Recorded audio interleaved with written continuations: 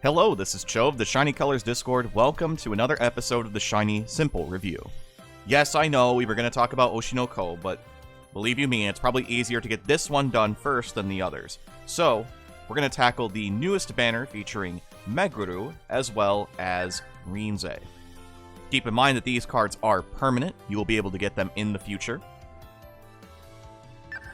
Meguru is interesting, since we're going to be starting with her. So, Meguru, by default, is a vocal unit, then is eventually upgraded into a visual unit once you get her to 3 stars. Her initial appeal is a vocal 3.0 that raises your passive skill activation chance by 15% for 2 turns. This links into a vocal dance visual 30% buff for 5 turns. The upgraded version of her appeal is a visual 4.5 that raises your passive activation chance by 20% for 2 turns, and follows up with the same link appeal of a vocal dance visual, 30% up for 5 turns. For her passives, she only really has one that is particularly notable, her 2-star passive. A vocal visual 90% up if it's turn 3 or later. This has a 5% chance to activate 3 times. You can see what the point is. They want you to use Meguru's appeal so that way her 90% passive is actually usable. The problem is that I don't think Meguru's appeals are particularly useful. Maybe you can look at it in the highlight of, oh, well, if you have really good passives that have good activation chances, then that just means they're going to be more consistent that way, which is really how you should be looking at it.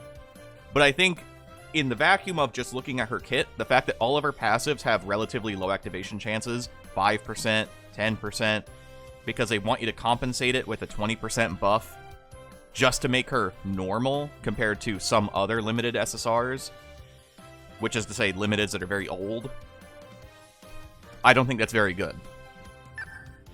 Her memory appeal, when maxed out, is a vocal dance visual 50% up for 5 turns that links into a vocal visual 2.0. This is okay. It's not necessarily amazing. It wants you to build dual stat, which is understandable given that it's Illumine. I don't think it's going to necessarily be outweighing any of the other Illumine centers for now. So I'm just going to say that I think Meguru is honestly kind of bad. Outside of the visuals and presumably the story, this Meguru card really isn't doing a whole lot. Her damage values are somewhat normal, all things considered, but the bonuses all feel kind of bad when, again, her passives are all super low chance to try to make her look normal once her appeals are active. And again, the only real saving grace is the fact that once you use her appeals, her actually good passives will have a much higher chance of being activated. So there is that silver lining. I would give this Meguru a C+ to a B-. I don't think there's very much reason to be using this card if you have any other Meguru. If you don't have a Meguru, this will work until you find something that maybe is a little bit better. So then next up we have Rinzai. Rinzai is a pure dance unit. She's got a couple good things going on with her. The first are her masteries. She has Dance Mastery Mental, which reaches +10 at level 75, otherwise it's +8 at level 65, +4 at level 30. She also notably has Stamina Support level 7, which is maxed out at level 80, otherwise it is a +4 at level 55. Then she has Unit Mastery SP, which is +5 at level 70 or +3 at level 60. Then lastly, Unit Mastery Dance Limit Up, which is +3 at level 75, +1 at level 65. You realistically should be getting this card up to 2 or 3 stars in order to really make use of everything here. Most of her masteries really don't kick into really effective status until 75. She doesn't really have a great spot to sit at level 70 outside of the Unit Mastery SP, because everything else is still kind of low-ish. So if you want to judge how much you need to invest into this Rinzai, that's kind of how this works out. As for the rest of what Rinzai does, her 2-star passive is a dance 70% up and memory gauge 5% up that just simply requires Rinzai on your team. And that has a 15% chance to activate once. Then her 4-star appeal is a dance 3.0 that raises your dance by 20% for 3 turns and raises your passive activation chance by 10% for 2 turns. Rinzai is a little better than Meguru, maybe, but it's still kind of rough. She's a little stronger than Bridge Rinzai from a couple years ago, at least in terms of appeals and passives.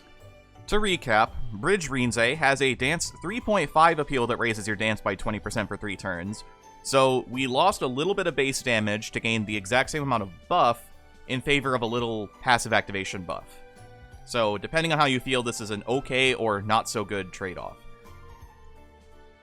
The best passive that Bridge Rinzai has is a Dance 50% up as long as Rinzai's on your team, which is a 20% chance to activate once.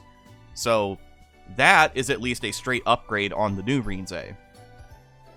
And her masteries were honestly kind of bad. The only notable mastery she had was Talk Mastery Dance, which is a plus 16, which is cool, but that being the only thing this card has is definitely not enough in 2023.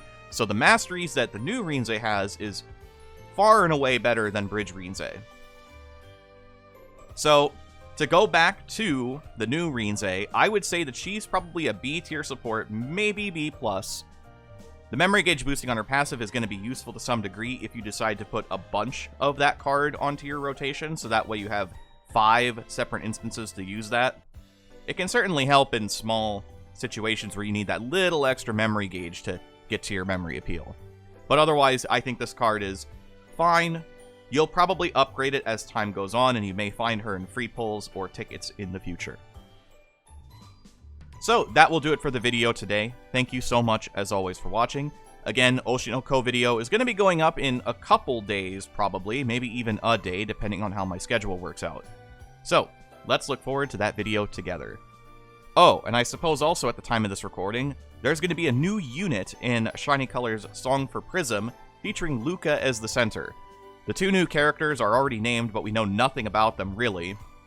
And it seems like, considering the Enza website updated, we're going to be seeing those characters in this game at some point after Song for Prism. So maybe we're going to have 2 more characters to figure out how we get them into a rotation of SSRs. So let's maybe look forward to that together. Till the next one, I've been Cho. Again, thank you for watching. Have a wonderful rest of your day.